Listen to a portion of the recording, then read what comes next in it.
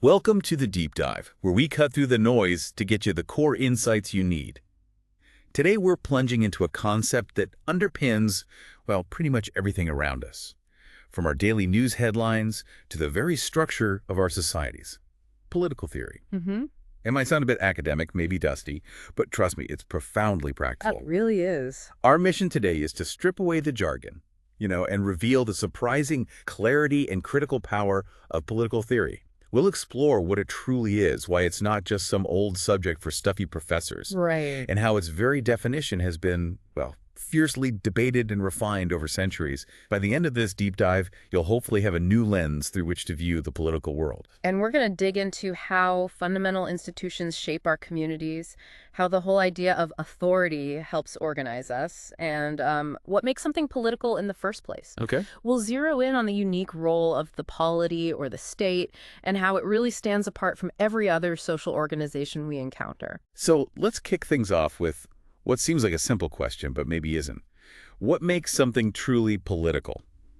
I mean, we live surrounded by institutions, families, schools, workplaces. Here, all sorts. But what separates those from, say, the government? Well, what's fascinating here is how the term political signifies something public as distinct from private. Think of it this way. Okay. When an organization is designed to regulate the entire community, like everyone in it, that's when it takes on the character of a polity or a state. The whole community. Got it. Yeah. Sheldon S. Wolin, a scholar from back in 1960, he captured this beautifully. He said that political arrangements are uniquely concerned with what is common to the whole community. What's common? Right. So things like national defense, keeping internal order, dispensing justice, maybe regulating the economy, they fall under this because their benefits or their interests are meant for all members, not just a select group. That distinction really hits home. So the state isn't just another club or, organization. Not at all. It's unique because its scope is universal, at least within its boundaries. Exactly. It makes me think of that famous line from Aristotle centuries ago, where he described humans as, by nature, a political animal. Ah, yes. The classic. And he went further, didn't he? He said something like anyone who lived outside the state or didn't need one was either a beast or an angel. He did indeed. What does that tell us about, humanity's foundational view of governance back then?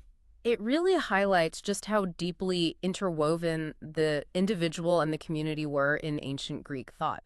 I mean, the words polity, politics, political, they all come from the Greek word polis. The city-state. Exactly. They're small, integrated city-state. For them, securing the good life for the community was the central purpose of these polities. Right. Now, compare that to today. We draw a much sharper line between public and private spheres, don't we? For sure. Things like cabinet decisions, election campaigns, public policy debates, those are clearly political. Yeah. But your personal faith, your education choices, or your art, usually those aren't seen as inherently political unless their regulation becomes necessary for public order and safety.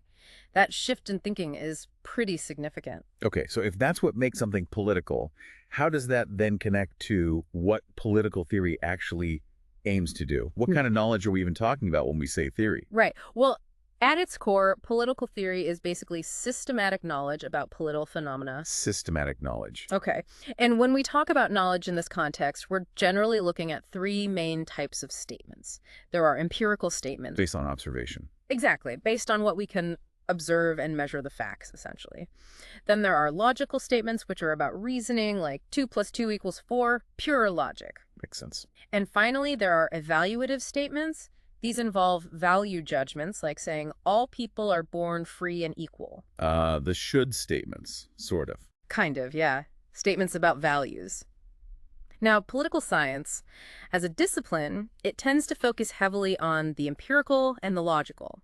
It strives for objective, verifiable conclusions. Okay, the scientific method. Precisely. Oh. But this led to a really interesting and sometimes pretty heated debate, especially in the early 20th century.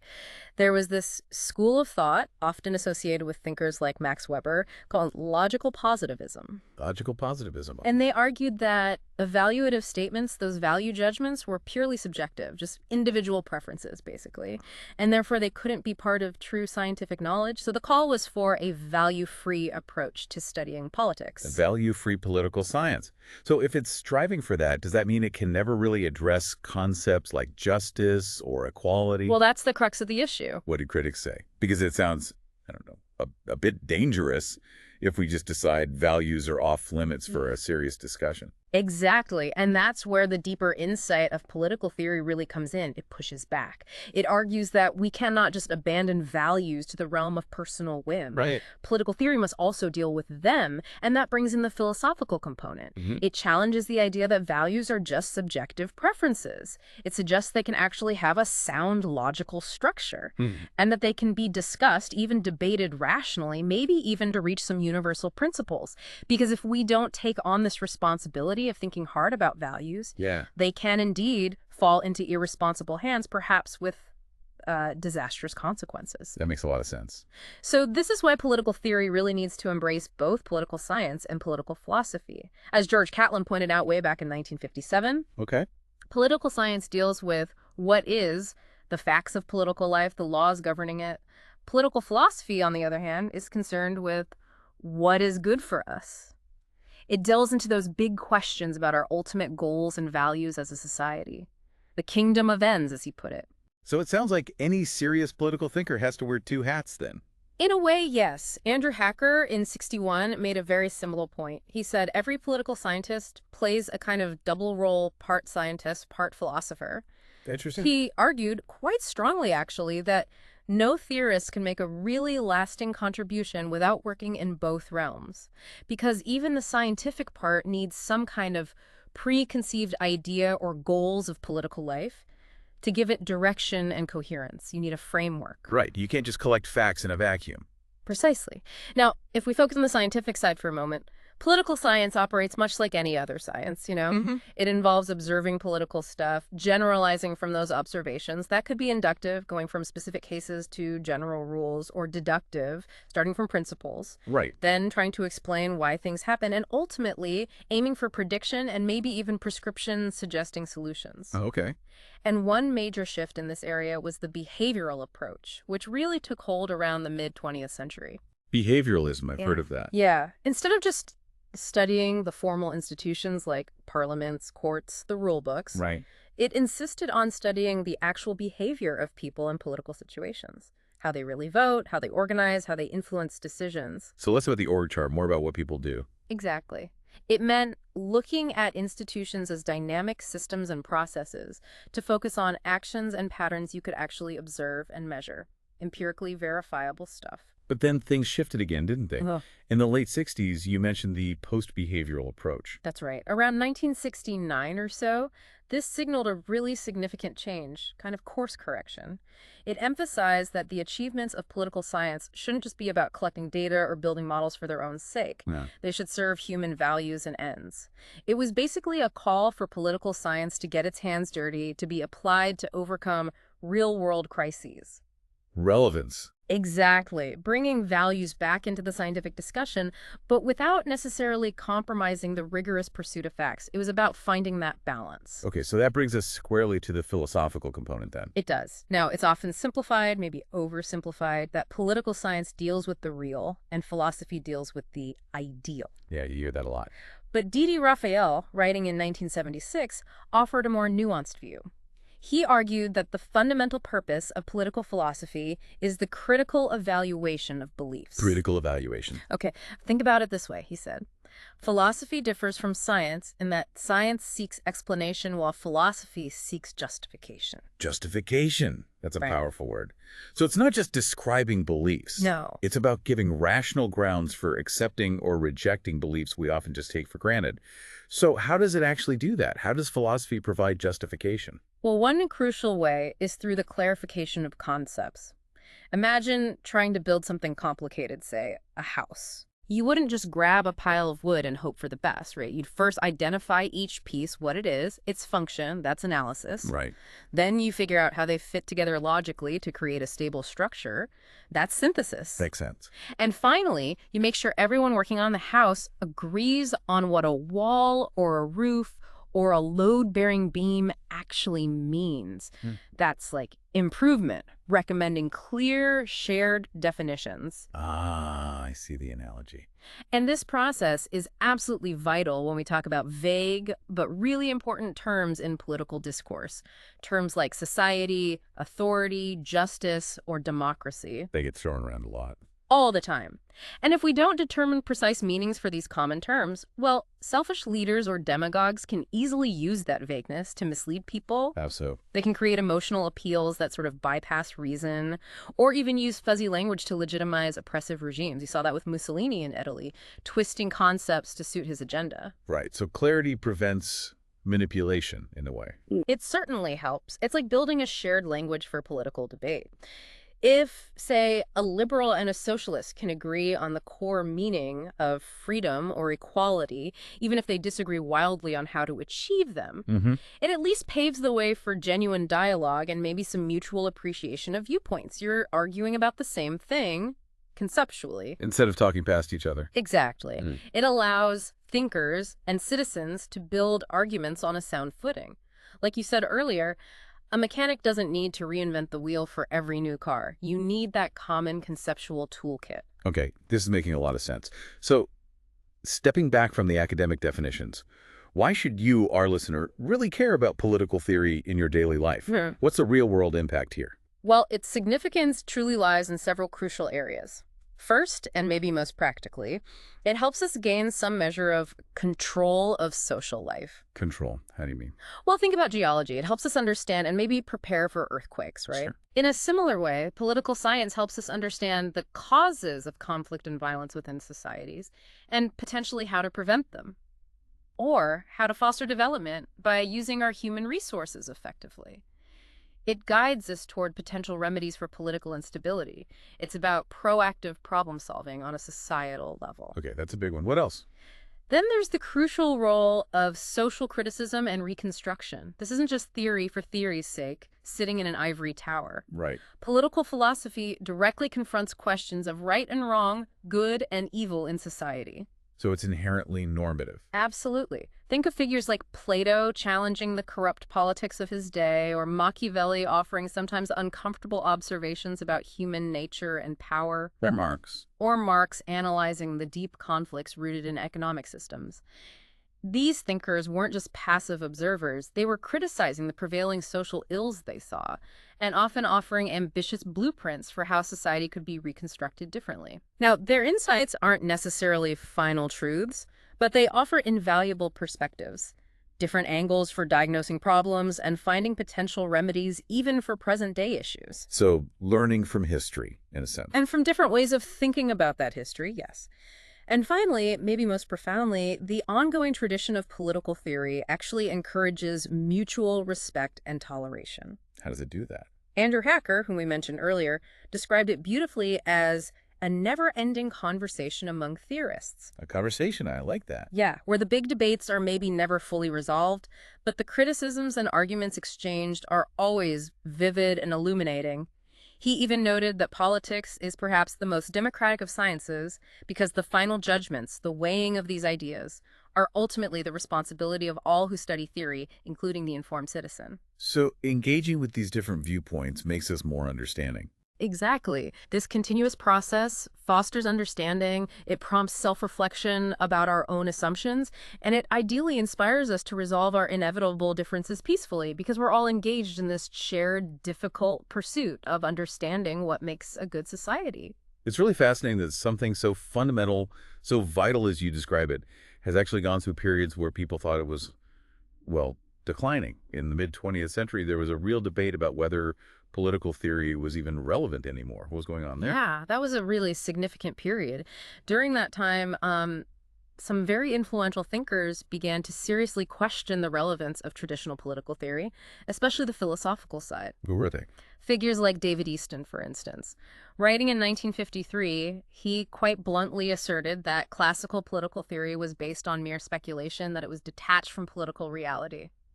He even pointed out, somewhat dismissively, that there hadn't really been an outstanding original political philosopher after Marx and J.S. Mill.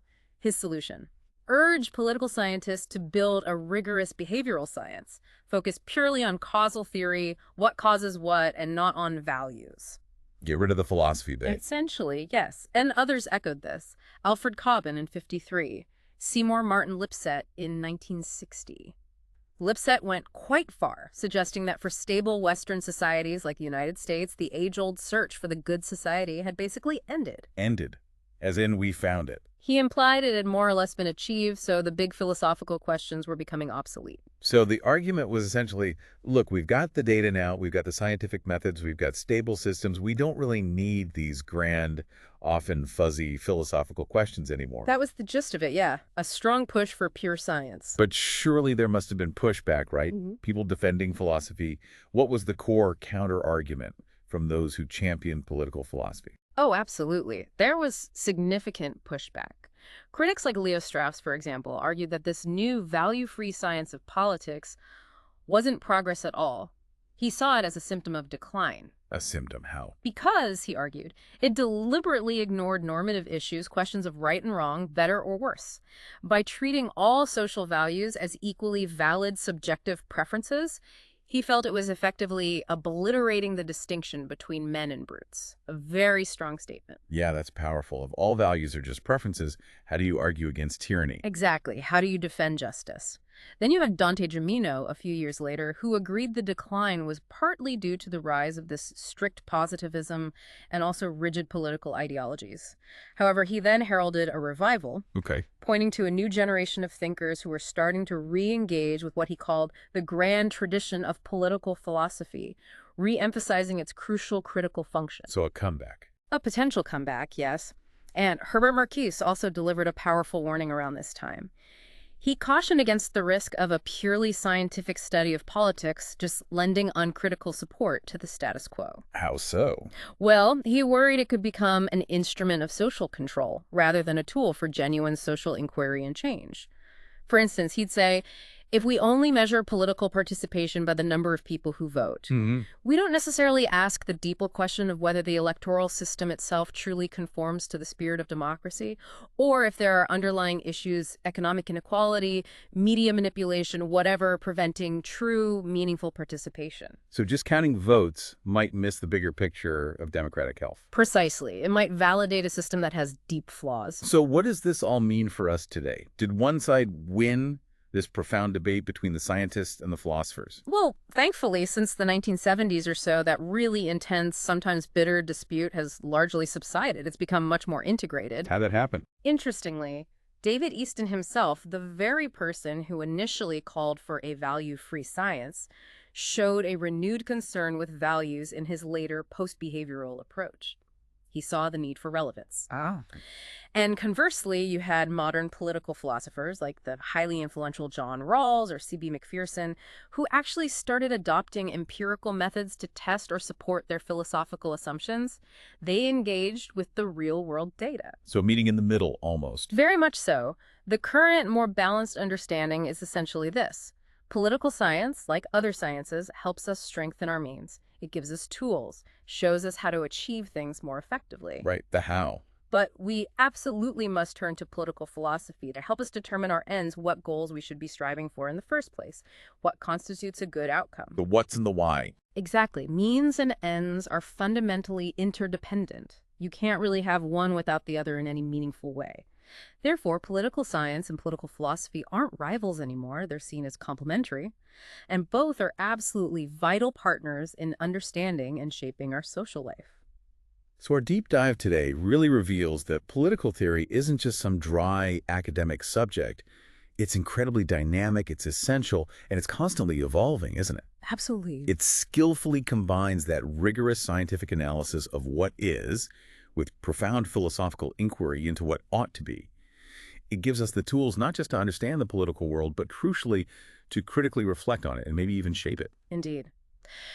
And maybe this raises an important question for you, the listener, to think about. If political science provides the means and political philosophy helps define the ends, what is your responsibility in engaging with and understanding the complex interplay of these ideas in the world you live in? How do you connect the I's and the ought? That's a great question to leave people with. Ultimately, this deep dive really reminds us of that profound truth in David Held's observation. He warned that in the absence of the systematic pursuit of political theory, there is always the danger that politics will be left to the ignorant and self-interested, or to those simply with a will to power. A sobering thought. It really is. It underlines that this is an ongoing, vital conversation, one that every informed citizen really needs to be a part of.